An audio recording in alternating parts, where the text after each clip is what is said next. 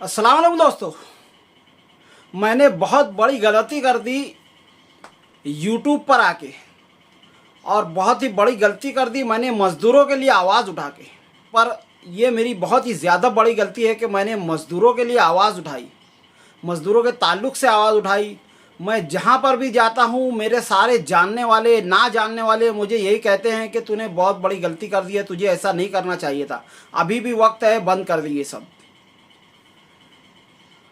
मेरी रातों की नींदें उड़ चुकी है। बहुत सारी ऐसी बातें हैं जो मैंने अपने अंदर छुपा कर रखी हुई है। तो आज इसी बारे में बात करते हैं। और इस वीडियो को शुरू करने से पहले मैं आपको बताता चलूं कि इस वीडियो को देखने के बाद आप लोगों की भी रातों की नींदें उड़ने वाली है। तो चलिए बिना टाइम गवाए वीडियो को शुरू करते हैं। तो मैं हूं फैयाज़ अहमद अंसारी और आप देख रहे हैं फैयाज़ ब्लॉगर चैनल। और इस पर मैंने दो तरह के वीडियो डालता हूं। एक है ड्रावनी टाइप की जिससे नींदें उड़ जाएं, और दूसरी है मज़दूरों के ताल्लुक़ से कि जिससे बेहिस लोगों की नहीं उड़ेंगी, बाकी जो भी हसास लोग हैं उनकी नींदें उड़ सकती है। तो शुरू से शुरू करते हैं। आज से करीब 6 साल पहले मैं अली अकबर के पीछे एक कारखाने में मुकादमी के लिए लगा हुआ था। पहला दिन था और एक भीम कटने वाली थी। सेठ ने मुझसे कहा कि ये जिसकी भीम कट रही है वो उम्र दराज है, बूढ़ा आदमी है, वो भीम वगैरह उठा नहीं पाता है, तो तुम किसी भी कारीगर से बोल के भीम रखवा देना। मैंने कहा हाँ ठीक है। वो बार बार मुझे ताकीद करता रहा। मुझे अजीब लगा कि यार इतनी छोटी सी बात के लिए सेठ बार बार ताकीद क्यों कर रहा है। सेठ के जाने के बाद जब वो भीम कटी तो मैंने मज़दूरों से कहा, कारखाने के मज़दूरों से, कि चलो मिलकर भीम उठा लेते हैं। तो उन्होंने मना कर दिया। वो कहने लगे कि हम लोग इसकी भीम नहीं उठाएंगे क्योंकि वो बूढ़ा आदमी है, अगर वो हमको आधी पगार देगा तो हम भीम उठाएंगे। मुझे बहुत हैरत हुई कि एक बूढ़े आदमी की मदद करने के लिए मज़दूर कैसे पीछे हट सकते हैं। काफ़ी ज़ोर दिया। मैंने कहा कि एक तरफ से मैं उठा लेता हूँ, हालांकि मुकादम लोगों का भीम उठाने का काम नहीं रहता है, पर फिर भी मैंने कहा एक तरफ से मैं उठा लेता हूँ, एक तरफ से आप लोग। तो उन्होंने नहीं कह दिया। 2 से 3 घंटा हो गया, उसकी भीम नहीं उठाई गई। मैंने बाहर एक दो मज़दूरों को कहकर आवाज़ दी तो उन लोगों ने भी यही कहा कि उसका रोज़ का काम है, हम लोग भीम नहीं उठाएंगे। आखिरकार वो लूम बंद रह गया। जब ड्यूटी वाला रात वाला आया तो उसको भीम ऐसे ही मिली और वो काफ़ी गुस्से में आ गया। ड्यूटी का टाइम सेठ भी था तो उसने जो है दिन वाले मज़दूर को ये कहकर हटा दिया कि तुम भीम नहीं उठा सकते हो, अब तुम किसी दूसरी जगह काम ढूंढ लो, ये हमेशा रोज़ रोज़ की किचकिच मुझे नहीं लगेगी। उस बेचारे बूढ़े मज़दूर की आंखों में आंसू आ गए। उसको उसका हिसाब दे के सेठ हट गया। मैं उस मज़दूर को ले गया होटल पर और वो चाय वगैरह पिलाया और उसे दिलासा दिया। तो उसने मुझसे एक बात कही जो सोने के हरफों से लिखी जाने वाली है कि मुकादम ज़रा बताओ, मुझे एक ऐसे काम के ना करने की वजह से हटाया जा रहा है जिसका मुझे कोई पैसा नहीं दिया जाता है। मुझे जब मीटर से मजदूरी मिल रही है और मैं बूढ़ा हो गया हूँ, भीम नहीं उठा सकता हूँ और सेठ मुझको भीम उठाने का पैसा नहीं देता है, तो भीम के ना उठाने की वजह से सेठ मुझको कैसे हटा सकता है। ये बात मेरे दिल को लगी। मज़दूर के ऐसे बहुत सारे काम है जिसका उसको मुआवजा नहीं दिया जाता और उसके नाप करने पर उसे हटा दिया जाता है। उसके बाद से वो शख्स, वो बूढ़ा आदमी रोकड़ा बाज़ार में चलाने लगा और पहला उसका सवाल यही होता था कि भीम तो नहीं कट रही है, जिस पर सेठ लोग गुस्सा हो जाते थे कि इस बुड्ढे को हम लेकर जा तो रहे हैं और उसमें भी इसके इतने नखरे कि भीम मैं नहीं उठाऊंगा, भीम तो कट नहीं रही है, ऐसा वैसा। और उसके पीछे उसकी क्या मजबूरी है ये समझने के लिए कोई तैयार नहीं है। खैर ऐसे ही साल गुजरते गए। आज से करीब 3 महीना पहले मेरी ज़िंदगी अच्छी गुजर रही थी। मैं एक बेहिस इंसानों की तरह, मैं भी एक बेहिस इंसान बना हुआ था। एक मर्तबा अमन चौक से मेरा गुज़र हुआ और मैंने एक शख्स को देखा जो अखबार के पीछे अपना मुंह छुपाए हुए है और अपने आंसुओं को रोकने की कोशिश कर रहा है। मैंने उसे पहचान लिया कि ये वही शख्स है जिसके साथ ऐसा ऐसा साहनिया हुआ था। मैं उसके पास गया और उससे हाल चाल लिया तो उसने भी मुझे पहचान लिया और उसके बाद उसने कहा कि मैं रोकड़ा चलाता हूँ, पर अभी जो है मंदी चल रही है, 4 दिन 5 दिन चल रहा है तो मुझे रोकड़ा भी नहीं मिल रहा है। मुझे बहुत ज़्यादा अफसोस हुआ इस बात का कि रोकड़ा मज़दूरों का ये हाल है। और मैंने कहा कि क्या बोलते हो, अगर आप कहो तो मैंने यूट्यूब का चैनल खोला है फैयाज़ ब्लॉगर नाम से, और मैं उस ताल्लुक़ से अभी तक कोई ऐसी वीडियो मैंने कोई बनाई नहीं है। मैं तो अपना अपना ब्लॉग के टाइप के वीडियोस अभी उसमें डाल रहा हूँ, अगर तुम कहो तो तुम्हारी आवाज़ में डालूँ। तो उसने कहा मेरी बेटियाँ हैं, मेरा कोई बेटा नहीं है जिनकी शादी वगैरह हो चुकी है, और मैं एक गैरतमंद बाप हूँ। मैं नहीं चाहता हूँ कि मेरी बेटियों को ये पता चले कि मैं कितनी मजबूरी और परेशानी से गुज़र रहा हूँ। तो फिर मैंने उससे कुछ पैसे दिए कि भाई ये पैसे रख लो। तो उसने कहा अगर तुम्हें मेरी मदद ही करनी है तो मेरी आवाज़ को जो है उठाओ और मज़दूरों के आवाज़ बनो। अजीब अंदाज में उसने मेरी आंखों में आंखें डालकर कहा, पता नहीं उसे मुझ में ऐसा क्या दिखा था जो मैं भी नहीं समझ पाया। दूसरे ही दिन वो जिस मोहल्ले में रहता था, आज मैं उस मोहल्ले का नाम भी नहीं ले सकता हूँ, उस बूढ़े आदमी की इज्जत बचाने के लिए उसका पुकारा हो रहा था। वो मर चुका था। मैयत में मेरा जाना हुआ, काफ़ी लोग थे और लोगों की ज़ुबान पर यह था कि बेचारा बहुत ही सीधा आदमी था, बहुत ही अच्छा था, और अभी तक उसका कोई पैसा हराम में नहीं लगा था, ना ही कोई उसको बीड़ी पानी की आदत थी, यहाँ तक कि दवा गोली में भी नहीं लगा। इतना ज़्यादा बीमार था और बेचारा दवा लाने के लिए निकला था और रास्ते में उसका इंतकाल हो गया। जबकि हकीकत मैं जानता था कि उस बंदे के पास दवा लाने के पैसे नहीं हुआ करते थे और वो अपनी बीमारियों को दबा करके ज़िंदगी गुजारा करता था। इस बात से मुझे काफ़ी दुख हुआ और इस एहसास से मैं कई दिन तक सो नहीं पाया। अपनी ब्लॉग के चैनल पर फिर मैंने ये सोचा कि अब मुझे आवाज़ उठानी होगी मज़दूरों के ताल्लुक़ से।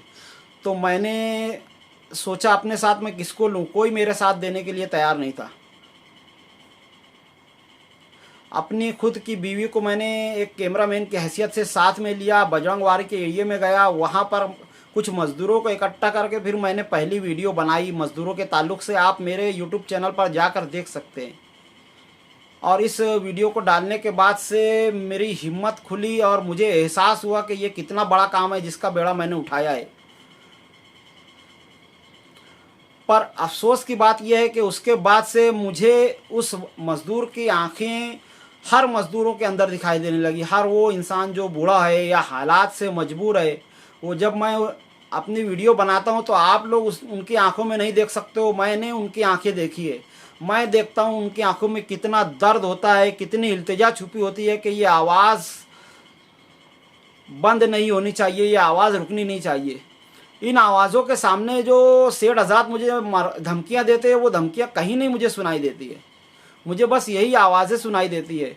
मैं अपनी कई वीडियोज़ में मैंने एक तराशन भरने वाली बूढ़ी औरत का वीडियो बनाया और ऐसे हज़ारों बूढ़े मज़दूरों का वीडियो बनाया। आप खुद देख सकते हैं कि कितने ज़्यादा मजबूर हैं। आराम करने की उम्र में, अल्लाह अल्लाह करने की उम्र में ये मज़दूर इतने ज़्यादा मजबूर हैं कि उन्हें 12 घंटा की ड्यूटी करना पड़ती है अपने पेट पालने के लिए, अपने घर वालों का पेट पालने के लिए। क्या कभी ऐसा नहीं होगा कि मज़दूर को इतनी मजदूरी दी जाए कि वो अपनी उम्र के आखिरी हिस्से में आराम की ज़िंदगी गुजार सके? क्या कभी ऐसी मजदूरी नहीं मिलेगी कि मज़दूर अपना कुछ बचा सके, कुछ जमा सके, कोई ऐसा धंधा पानी शुरू कर सके जे कि उसको आखिरी उम्र में इस तरह से झुकना ना पड़े? मेरी कल की वीडियो आप देख सकते हैं कि एक मज़दूर जब मजबूर हो गया तो उसको सेठ ने हटाया तो वो भीख मांगने पर मजबूर हो गया। कई ऐसे बूढ़े मज़दूर मुझे मिले कि जो ये कह रहे थे कि बस हम इसलिए खुदकुशी नहीं करते हैं कि खुदकुशी की हराम मौत है। उनकी आंखों का जो दर्द है वो मुझे सोने नहीं देता है और इसीलिए मैं इस तरह की वीडियोस बनाता जा रहा हूं और सेठ लोगों को भी बुरा बोलता जा रहा हूं। मज़दूरों को इकट्ठा करने के लिए मज़दूरों को बुरा नहीं बोलता हूं, जबकि गलती इसमें मज़दूर हजरात की है कि वो इस ताल्लुक़ से इकट्ठे नहीं हो रहे हैं, आवाज़ नहीं उठा रहे हैं।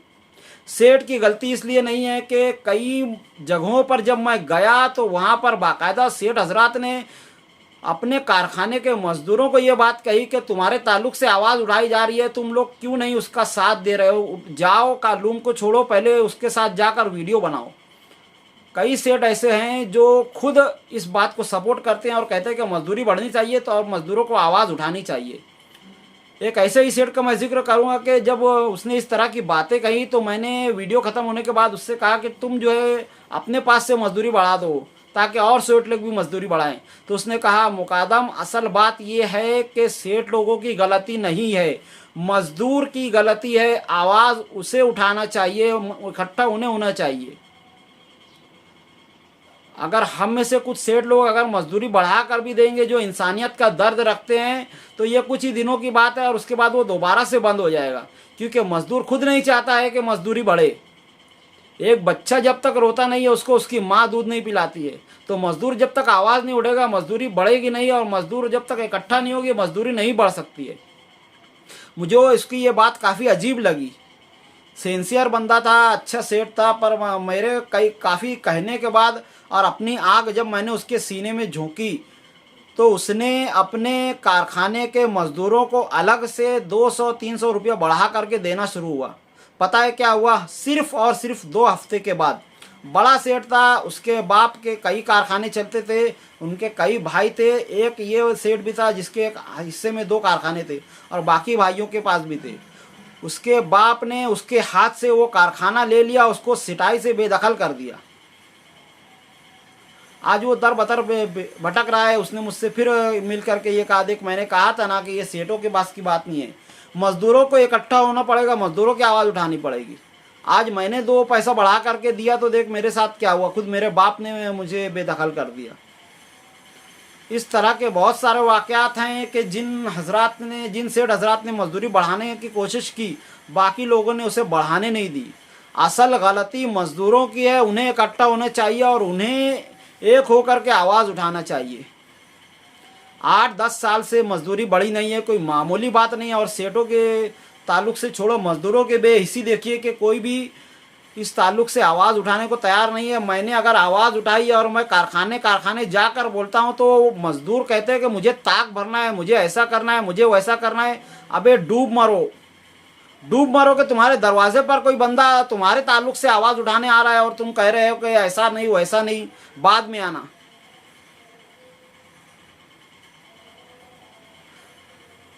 एक ऐसे सेठ हैं जिनके 300 से ज़्यादा लूम चलते हैं और वो अपने कारीगरों को 8 लूम से ज़्यादा नहीं देते हैं। सोचने वाली बात यह है कि 8 लूम में फिर आदमी समझता है कि मजदूरी वगैरह अच्छी दी जा रही होगी जब भी मजदूर लोग 8 लूम चला रहे हैं, पर हैरत की बात यह है कि वहाँ पर 2000 का भी काम नहीं होता है हफ्ते का। मजदूर जिन जिन कारखाने में वहाँ पर चला रहा है, इतनी कम जगह है कि वहाँ पर भीम ले जाया नहीं जा सकता है। उसके बाद भी इतनी कम मजदूरी के बाद भी वहाँ पर 95% मजदूर चम्मच हैं। इतने ज़्यादा बेहिस और बेगैरत हैं हमारे यहाँ के मजदूर आजकल। जिस तरह से आरएसएस ब्राह्मण जात हिंदुओं में अंग्रेज़ों के दौर में अंग्रेज़ों की चम्मचगिरी किया करती थी, और आज जब आज़ादी के नाम पर शहीदों में आप देखेंगे तो हर जात के लोग हैं, पर इस जात के लोगों में कोई आपको नहीं दिखाई देगा कि जो आज़ादी के लिए शहीद हुआ हो आरएसएस वालों में से। और यही जात आज हमारे मजदूरों की चम्मच लोगों की जात है, जो किसी के सगे नहीं हो रहे हैं, अपने मजदूरों के सगे नहीं हो रहे हैं। मजदूरों को यहाँ पर एक होना होगा और चम्मच लोगों को अपनी चम्मचगिरी छोड़ना होगी। बहुत ही रोने का मकाम है कि ऐसे ऐसे मजदूर हमारे यहाँ पर हैं जो आराम करने की और मरने की कगार पर हैं, और उन्हें अपना और अपने घर वालों का पेट पालने के लिए मेहनत और मजदूरी करना पड़ रहा है। वो नहीं चला पाते हैं तो सेठ उनको हटा देता है, जो कोशिश करके बेचारे भीख मांग रहे हैं कई। और मैंने इसकी वीडियोस भी वगैरह बनाई है। आप कल की वीडियो देखिए किस तरह से वो बंदा बेचारा नजरें चुरा करके बात कर रहा है। कितने ऐसे मजदूर हैं मेरी वीडियोस में आप देखेंगे जो खुद चल नहीं पाते और उन्हें लूम चलाना पड़ रहा है।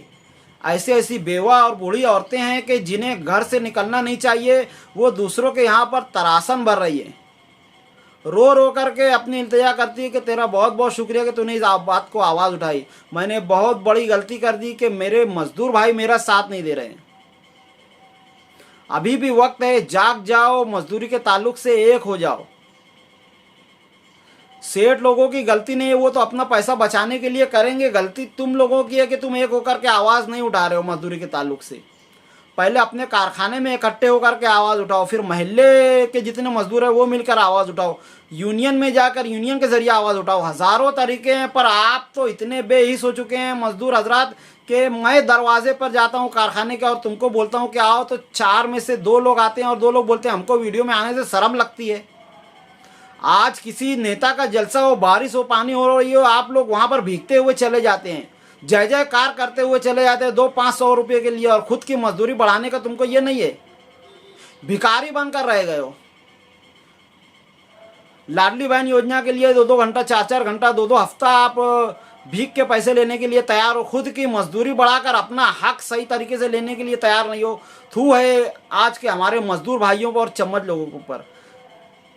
बहुत बड़ी गलती हो गई अगर मैंने ये यूट्यूब चैनल ऐसे लोगों के लिए बनाया है जो बेहिस हो चुके हैं।